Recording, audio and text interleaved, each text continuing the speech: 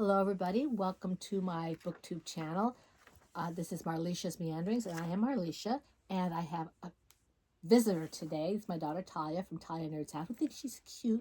Sorry, this is a family thing that we'll do this, and this is cute. Although I do it more like this. You just do. Mm-hmm. And Davina does it Oh, she does it like this? like this, yeah. Oh, that's so funny that none of us do it the same. That's not the right way. That's funny that we all do it differently. Because a friend of mine used to do it with her son. And Okay. that's how I brought it home, and it's like this. And then I made it this, and Davina made it. Yes. That's hilarious. Yes. Okay. Anyway, welcome. This is what we do. This is Marlicia's Meanderings. We meander here. And hi, I'm Tahlia from Tahlia Nerds Out. Yes, I did say that, but I yes. can't remember. We started doing stuff. Yes, because you were doing stuff. Anyway, this is the Cinderella Book Tag Challenge, and I was tagged by Joseph Francis Burton. Thank you, Joseph. Do you remember the name of this channel? Just Joseph Francis Burton, I think. She'll tag him. I will tag him below, but I'm pretty sure. Joseph, I went back looking for this, and I couldn't find the video. Did you take it off? I don't know what happened to it. But anyway, so, and apparently this, well, I don't know who created it, because he just said thank you to Heather Reeds and Marion Reeds. Because they tagged him. I don't know if they actually created this. I don't know who actually created it. But I was tagged by Joseph Francis Burton. Thank you very much. And Ty's going to do this with me. So yes. What tea do you have? Oh, I have English breakfast tea in my. Oh, that mug is perfect for today. It's kind of like it looks like it's cozy. Snow. Do you see my little squeaky mouses? Squeaky mice? Squeaky mouses, huh? Squeaky mices? Mooses? Mooses? It's Mises? House mice. House mice is what they're called. The brand is House Mouse Designs. They do a lot of our stamps. So I have this one. Ty got me this one. No, this was before Christmas. Yeah, it was before Christmas. Yeah. This is they are drinking peppermint tea. Oh, they have English breakfast and I have Irish breakfast, so yeah. I don't drink peppermint tea really. That's not tea. That's a tisane. I like. Well, yes, it is. It says Poirot. But Poirot admits he drinks tisanes. Yes, he does.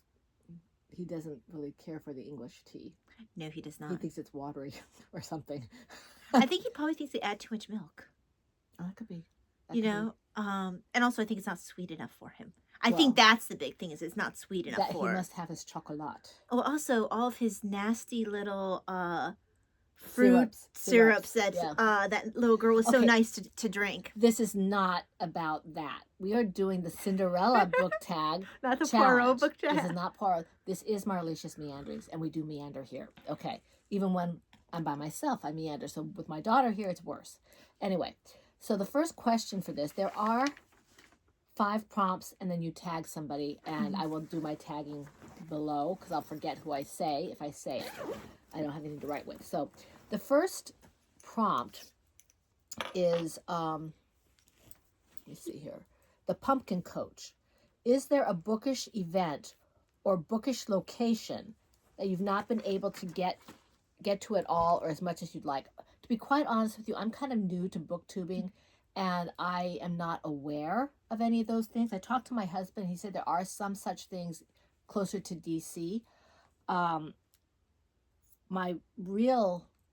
I really miss being able to go to Borders, which, okay, yes, it's a big box bookstore, but I used to love Borders, especially when I was writing. I would park myself at one of the tables, get myself a chai latte, and maybe a little something to eat, and I would write.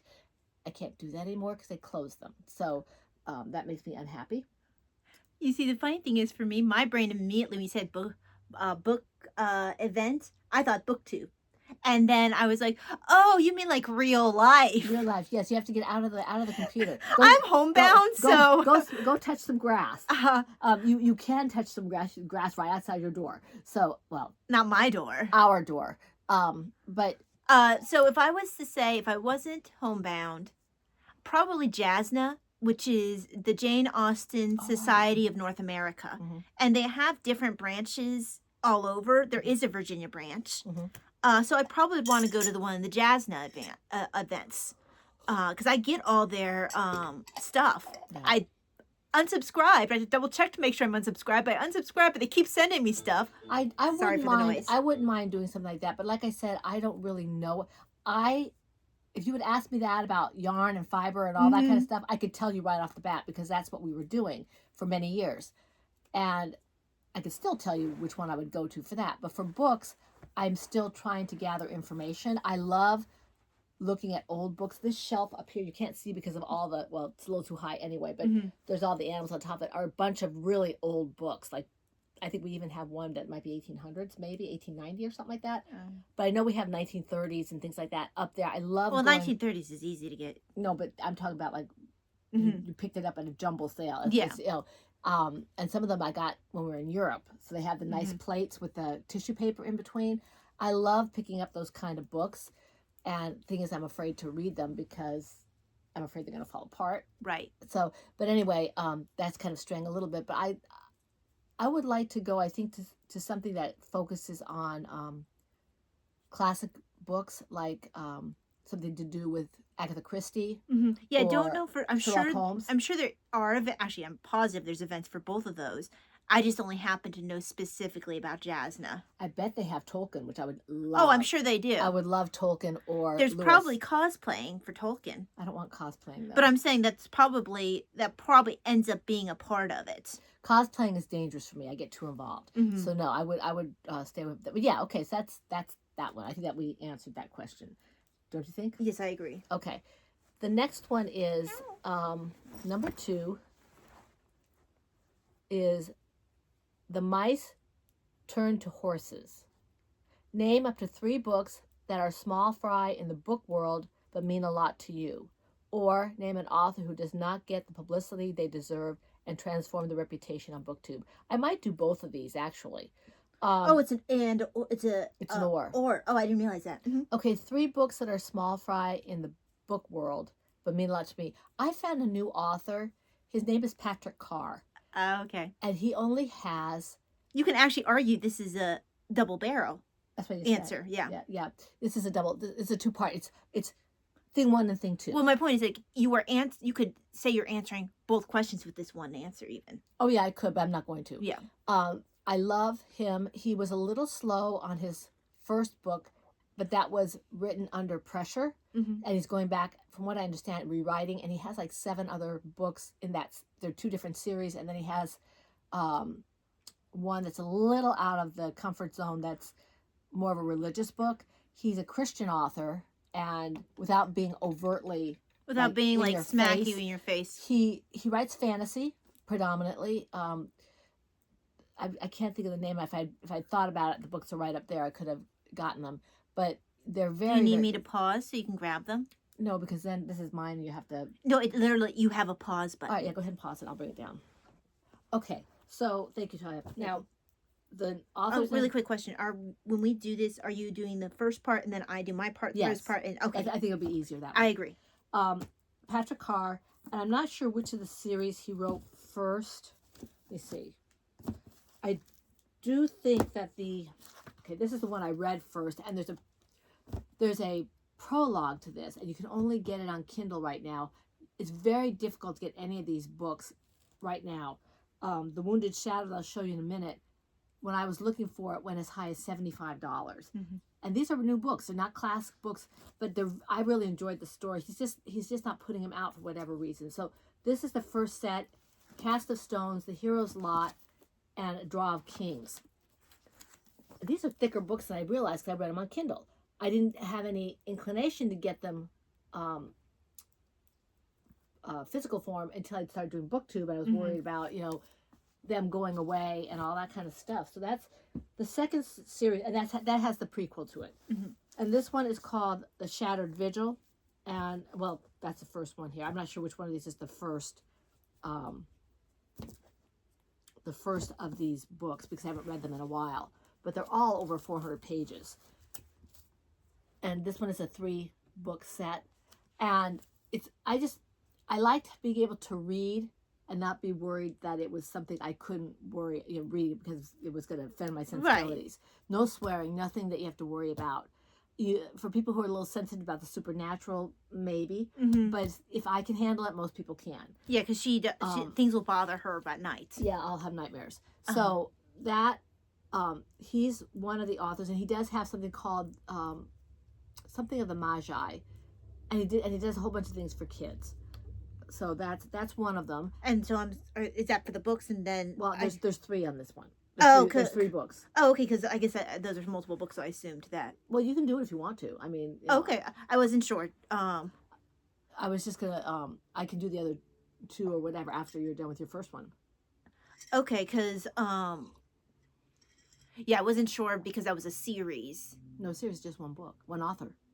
Oh, but this was I thought you were doing the part where you were because I thought you were saying name 3 books, so I thought you were going to name 3 books, and then after that do the part where... Okay, well that's I can see that's that. That's why I thought you were doing. I can see that. It wasn't what I was doing, but that's fine. Okay, I misunderstood you. No, that is what that says, though. Go ahead and do yours. Okay, because when I asked you, you said, in the interest of... Well, yeah, I meant to, because then I'm going to go into the other thing. There's a second part to it, but that's fine. Oh, there's another second part? It says... name an author. That's what I was saying. We're splitting the 2 parts. Yeah, that's what I'm saying. But okay, just go. I'm confused. You're confusing me. Okay. Okay, so, since you have that for the 3, what I'm gonna mention is 2 of them are by the same author, and then 1 is not. So I'm gonna first do the one that is not. I'm going to say for the first one. It is, and I actually have a picture because yay.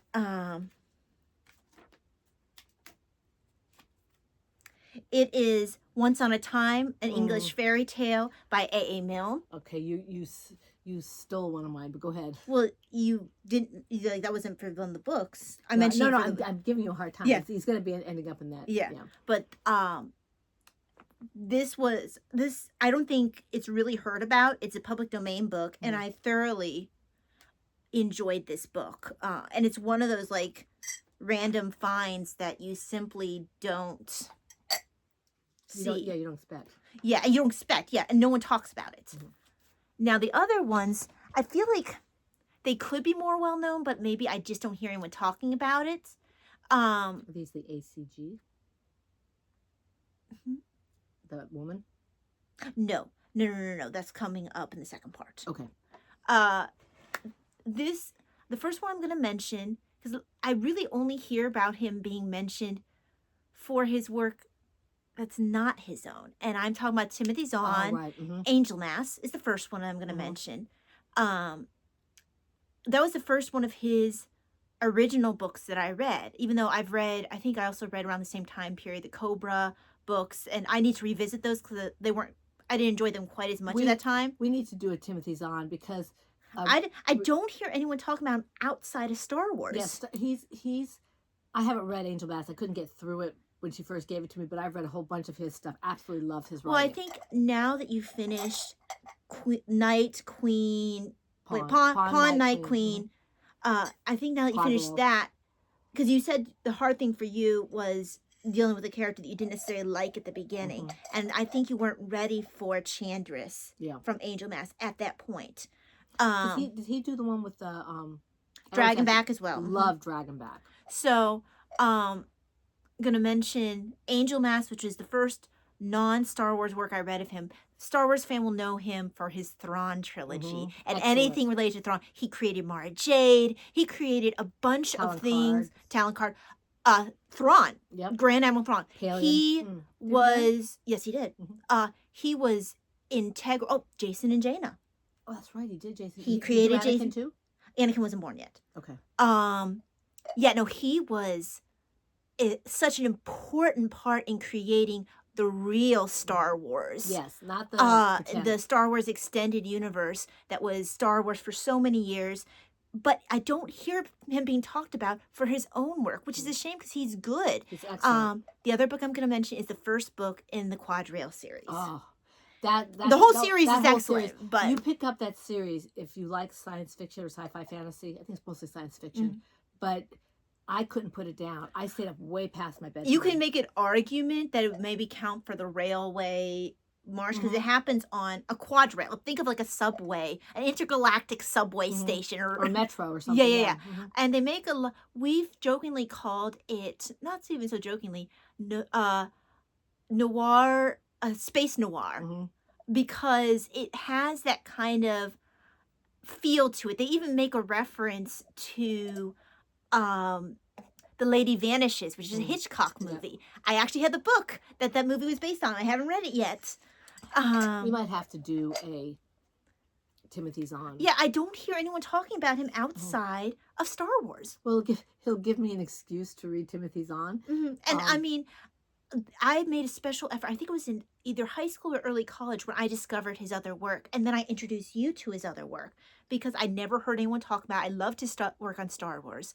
And I was a Star Wars fan already. I just had never But you read his stuff as Thrawn, but you No, didn't. I mean beforehand, before you told me about it. Well, I think most people don't know his work outside. And I could be wrong, but I never hear anyone talking about it. Because the one I read was Kevin Anderson. Yes, I read some of his stuff. Kevin J. Anderson. Yeah. He also, I want to say, he also wrote for Star Trek. There are several that cross over Star Wars and Star Trek. There's a woman who does both. Oh, Diane Duane, I believe. Yeah, but anyway. She also writes her own, which I haven't read her other stuff. But okay, so those are my three. Okay, so now the next part of that question, because I consider this a two-parter, so this is 3B. Name an author who does not get the publicity they deserve and transform their reputation on BookTube. Okay, I don't know if I'll be able to transform their reputation, but Tahlia just mentioned A.A. Milne. A.A. Milne, as you all know, is mostly known for Winnie the Pooh. And that's what everybody seems to know him from. In fact, I have a collection of Winnie the Pooh over there. I'm not getting up again. It's over there. And I did not know he wrote mysteries. He wrote The Red House. Red House? Yes, The Red House Mystery. Red House Mystery, which is very, very good. He also wrote a bunch of plays. He was a playwright before he did anything else, and he was very well received in London. And I believe also in the States to some extent, but I may be mistaken. I have to go back and read my book on A.A. Milne. But I think that he's a very undervalued, rated author. Well, his work is on Winnie the Pooh sort of overshadows everything else. Well, you think of the actors who had that one big role, and then they're thought of that forever, even though they've played many other roles. They're thought of for that one role, and they can never really shake that. And he was a little annoyed by that. And he tried to write more mysteries and stuff, but they kept wanting more Winnie the Pooh. And he did do the short stories. I've read several of his short stories, and they're good. I haven't gotten to his short stories yet. Several show up in the, you have a couple British Library Crime Classic short story collections. I can't remember if any of his show up in that, but he does pop up in those, because that's where I've read them.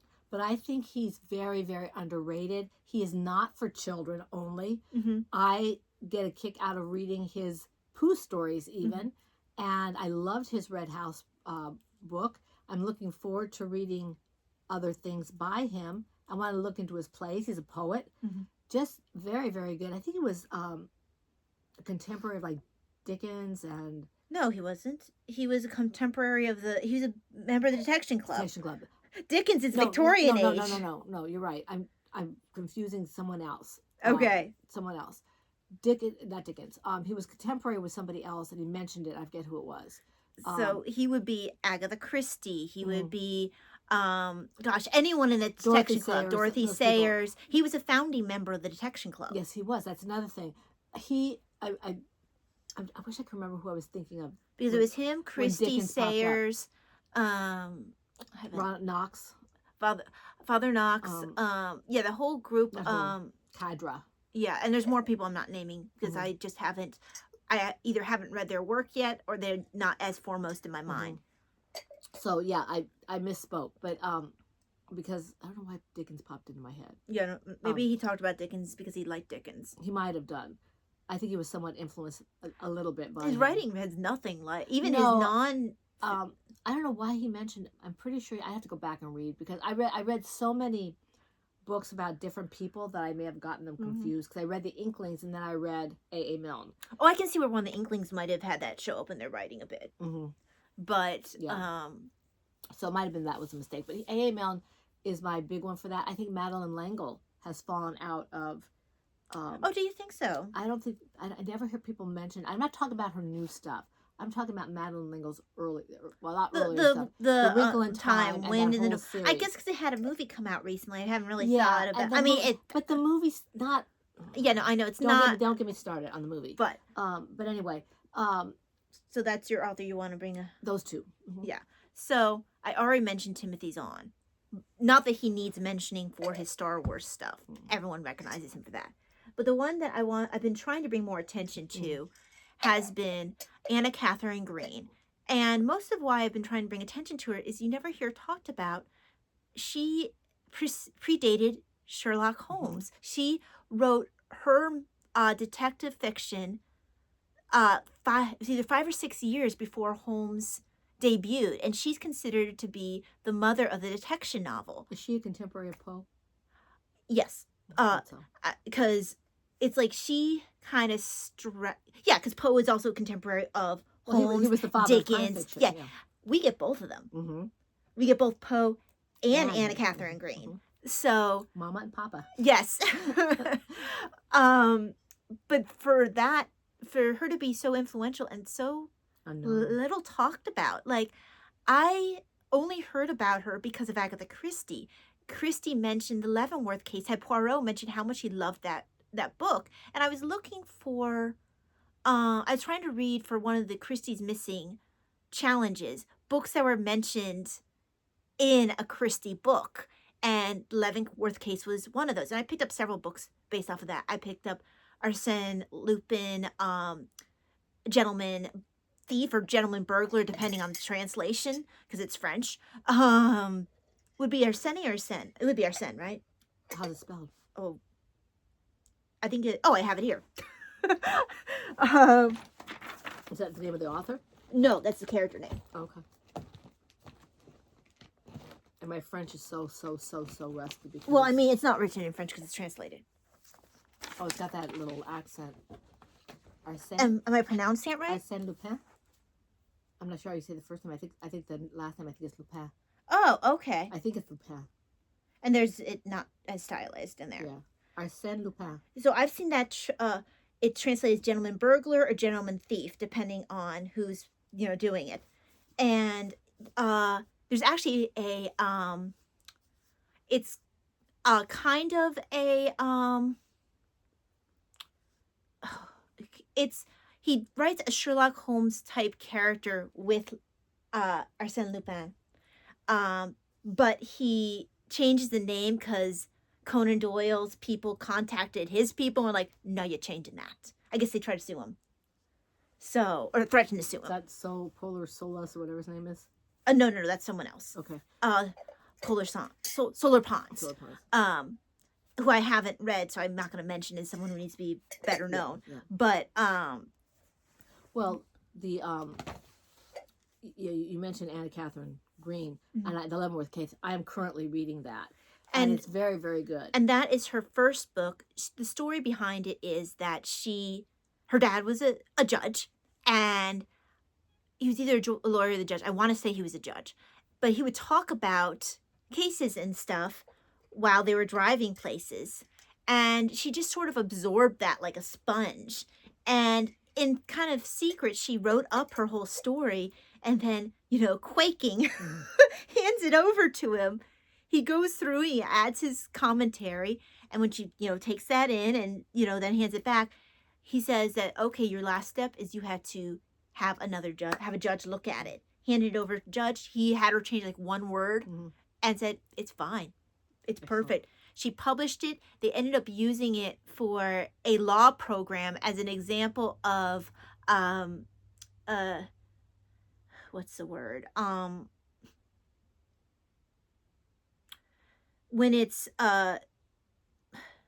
evidence that is circumstantial. Thank you.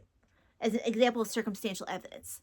So it's a big deal that they took her work like that. She had that big of an that she did that well, and she spent a whole career of writing. Doesn't get known for it. She has a ton of books. I've read 2 full-length. No. Don't get too far into this. 3 full-length novels and a novella. But yes, that would be my person. Because we still have another one to do after this. And yes. I'm not even talking about this, but we have another podcast to do. No, we do. Okay. And before I do get out of this, Patrick Carr, also that I mentioned in the first part of this, would be someone I would want to tout. Well, that's why I kind of nod in the direction Timothy's on, just kind of like you are, Yeah. Okay, now the third one is the glass slipper. Name a book that you loved, but you either gave away, lost, or left behind, and now you feel the need to replace. Oh, I've done this with so many books. Yeah, that's a hard one. Because a lot of them I've already replaced. I can't think of anything off the top of my head. I'll probably think of half a dozen the minute we stop recording. Oh, of course. Of course. How about we do a jump back to that? All right, yes. I don't know if I'm going to be able to remember anything, but we'll see. Okay, the next one is the ball gown. Name a book you have not read, but what you have heard about it makes you think it will fit you perfectly. I'm kind of leery about new books because I might think something fits me perfectly, and then I'll buy it and it has stuff in it. And by stuff, it can be anything from language to adult situations. I love mysteries. I love fantasy and that kind of stuff. I love classics and that kind of stuff. But if it has language, and all it takes is one God's name in vain, I'm out of there. So although I just had one come up on Amazon, I've actually got the sample pulled up right now, and it's 99 cents. And it's a fantasy, something about mages, Norse mages. So I'm kind of interested in that, and I'm kind of hemming and hawing because I'm afraid that it might have stuff in it. But it's only 99 cents. So do you think I should pick it up and try reading it? That would be the one. It sounds like a perfect fit. I mean, it's got high fantasy, it's got mages, it's got dragons, it's got... I walk a very... But is it a kissing book? Yeah, I don't know if it's a kissing book. But yes, that is a reference. And I'm sure all you readers out there who also watch movies know that reference. I'm not going to tell you what it is. But anyway, any event, do you think it's worth taking a chance on? It's only 99 cents. It could be really good. I can take it off my Kindle if I don't like it. But I walk a very fine line because I like magic, but I don't like occult. So you like Tolkien-esque magic. I like Tolkien-esque magic. Or Terry Brooks, who actually came up on another... podcast that was new to me. I don't know how it got in my feed. He's come up several times for me in other places. You know who I'm talking about? That person? I don't know if it's the same person. I've seen him in several places, is what I'm saying. Terry Brooks. No, not Terry. Oh, gotcha. Okay. Because you said Terry Brooks. Yeah, okay. I thought you were talking about the podcast I was talking about. No. So he came up and he was doing, people that Christians can read without, impacting their faith or adversely being offended. And Terry Brooks came up in that. I was kind of excited, of course, with the usual suspects like, Tolkien and Lewis and things like that for the high fantasy and stuff like that. So, but anyway, I digressed a little bit. That book is one I was talking about. Something mage, and I don't know what it is because I don't have access. Yeah, because I'm sitting here scrolling through my wish list. Well, you don't have it on your wish list. No, I don't. I wasn't looking for you. I was looking for me. My answer. No. Oh, gotcha. Okay. Well, you're not supposed to be looking at your answer while I'm talking. Well, why not? I'm interacting. Rude. I'm interacting with the computer. With you. No. Anyway, it's a Norse book on mages. It's your turn. Okay, so a lot of times the problem is I'll pick if it sounds perfect for me, I tend to pick it up. Yeah, I do too. If it's any because a lot of my perfect for me ones are religious. I just picked up one on and you'll see some of these books when I do one of my innumerable book hauls that are coming up on training the tongue, and one for making time for God. So I make no bones about the fact that is going to be coming up. So, I know what one is. Let me see if I still have it on here. It is a it's probably still in my cart. Because I pretty much keep it there. Yeah, there it is. Because I keep waiting for it to come down in price. Although it's come down quite a bit in price from what it was. So it's Illumino, A History of Medieval Britain in 12 Illuminated Manuscripts by Michelle P. Brown. And there is the cover. I have been watching this forever. Ever since it came out, and it came out in August of 2025. Okay, I made it sound like I've been watching a lot longer. I watched it when it was still pre-order. I've been watching it since it was a pre-order. The one that actually was like that for me, and I am going to reach it. You don't have to pause it. It's right there in front of me. Oh, okay. I'm trying not to let this fall. For Lent, Ty and I talked about in one of my, I don't know if it was the last video I did or if it was something else, what we're going to do for Lent. And this book came up. It was one of these booktubes because Faith mentioned it. Mm-hmm. Father Columba, who I absolutely love, came up with this book with Ascension Press called Crooks. I think that's Latin for cross, isn't it? Mm-hmm. And so it's daily Lenten meditations. And I saw this. I said, I want this. I mean, it was like immediate knee jerk. I need this book. And I talked to Tahlia about it because it looked like it was only going to be available for small groups or for parishes or whatever. I thought I saw something about individuals, but I couldn't find it. And then just before I ordered it, it came up and there was a little thing that said, and ideal for individuals as well. So I picked it up. I wasn't sure if I would do this or Padre Pio, but Ty decided to do this. So we're both doing this. And this was one of those books like, I need to have this book. And Faith, it is available in case you didn't see my response to you. It is available, or it was a little while ago. So it's sold out along with the journal. And I figured out my glass slipper. You did? Mm-hmm. Okay. I haven't. Well, maybe you'll think of it while I'm talking. Mm. Okay, because we were talking about this the other day, and I can't find it again for a good price, and I don't know why I got rid of it. It's actually not. It was considered possibly young adults. The Midshipman Quinn. Oh, right. Mm-hmm. I did manage to find the first book in the series, but I had to hunt to find it for at all of a good price. But I used to have the full. It was all the books in a omnibus, I guess. Yeah. Multi-volume kind of book. And you had picked it up from whatever Christian press you found it at. Probably been Ignatius or something. It wasn't Ignatius. I can't remember which one we said it was. Mm-hmm. Because you ended up following their website for Things for Divina, or saving their website for Things for Divina, because you'd forgotten about them. Mm-hmm. Oh, yeah, I know what you're talking about. Bethany. Bethany. No. Was it Bethany House? Something like, no. I don't remember. I can't remember. But, I wanted to pull up the Midshipman Quinn cover anyway. Because you can't find this omnibus anymore without spending, like, a ton of money. And I don't know why I got rid of it. It was one of those things that you wouldn't have thought it would have been something I would have wanted to read at that age.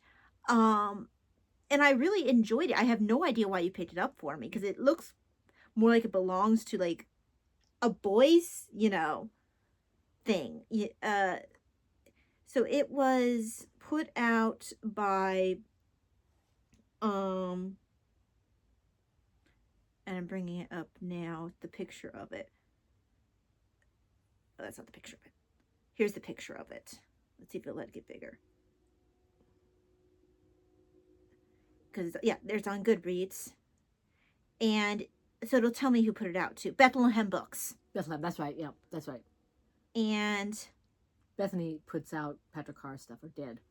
The cover, and it's just a simple coming of age adventure type of novel. Think of, the things like Treasure Island, all that kind of feel. And I really enjoyed it at that age. I have no idea why I got rid of it. And you can't pick it up again. You would probably know better than I do what I got rid of and I want or lost, because you go and look through eBay and all that kind of stuff for me when I can't find it myself. I can't think of anything that... Well, I think you're also a lot better than I am about not getting rid of things that you then regret. Except when I am not, when I just toss everything. Because I caused myself so much pain by getting rid of my whole Agatha Christie collection that I collected ever since high school. Like my original copy of Hercule Poirot's Christmas. Now I've replaced a lot of them, the most important ones to me, which is why it's not on this list. But I did that. So there are some books that I got rid of that I'm still discovering that I got rid of and regretting. And see, I know there's something, and I can't, it's like on the edge of my mind. I don't know what genre it's in. I don't know what if it's classic, if it's I don't know what it is. I know there's something, because I would go through. I get in a mood, and Ty's always like, "Mom, don't do it when you're in that mood, because then you're going to regret it." Because I it's like where I'm getting now. There's too much stuff all over the place. It needs to all go. I know I've done it several times with my craft books where I have to go back and pick it up because I need it or I want it.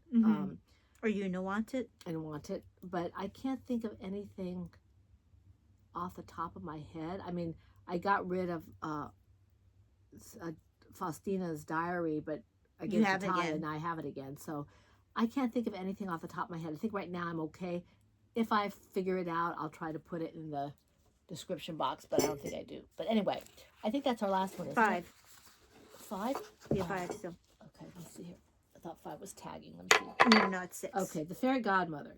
Your bookish fairy godmother is prepared to make 3 books appear in front of you right now. These may be existing books or books you wish someone would write. Okay, I'm going to cheat a little bit, because the first one I want is a set. It's a new set of the Liturgy of the Hours. Oh, okay, yeah. I want the first set of the Liturgy of the Hours, which is a book of prayers. I mean, it hasn't been published yet. It didn't say that. This is a fairy godmother. She can do whatever she wants. So I want to have that.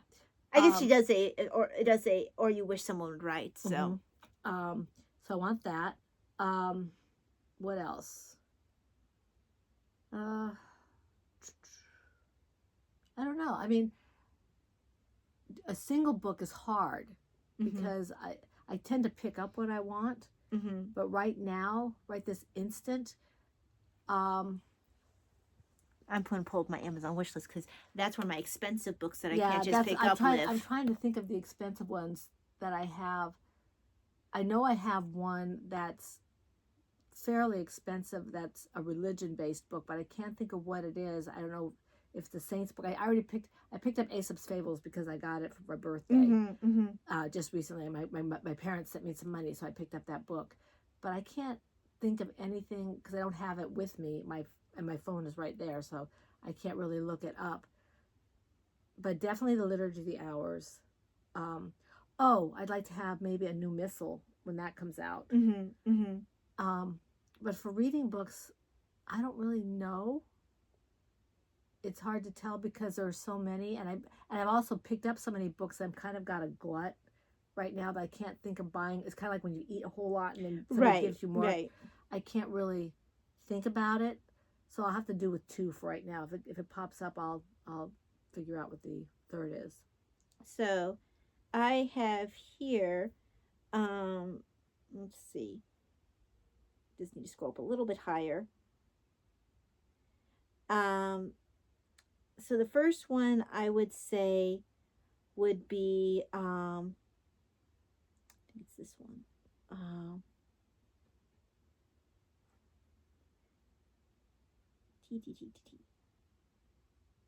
So, the first one would probably be something like the life of Father John Gerard, who he was one of the priests during the persecution of the priests of the Catholics in England. He was one of the ones who was martyred during that time period, during Elizabethan era.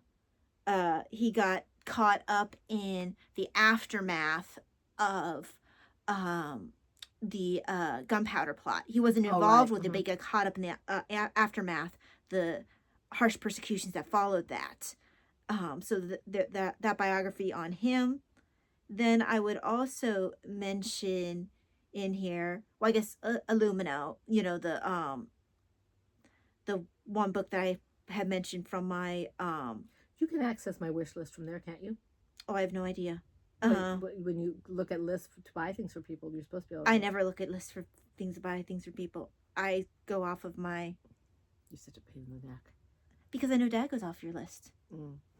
Yeah, Illumino. So I would probably do that one. Oh, and there's also, there's several ones I keep looking at for like Liturgy of the Hours and stuff, but like for the not Liturgy of the Hours, different kinds of book of prayer.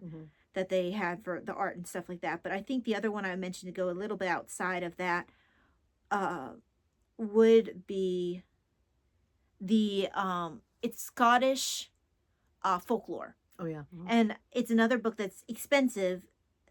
Heavens, almost anything from the Sarah Loon collection of folk tales and fairy tales, but the Scottish one that I've been keeping an eye on is a different collection. So probably that one. Yeah, I don't know what my third one would be, so I'm gonna have to deal with 2 for the time being, and if I figure out something else, I'll put it in there. But anyway, okay. Tag some people. Well, that will be in my description box, so I'm not gonna worry about it here. I mean, the usual suspects will probably be tagged, and anybody else I might think about. Right. But I want to thank Joseph for tagging me, and his channel, I believe, is Joseph Francis Burton. He has some really interesting content. I am kind of intrigued by what he has up there. He does a lot of, it looks like scholarly deep dives into like the apostles and faith-based stuff. I don't know if he comes at it from a specific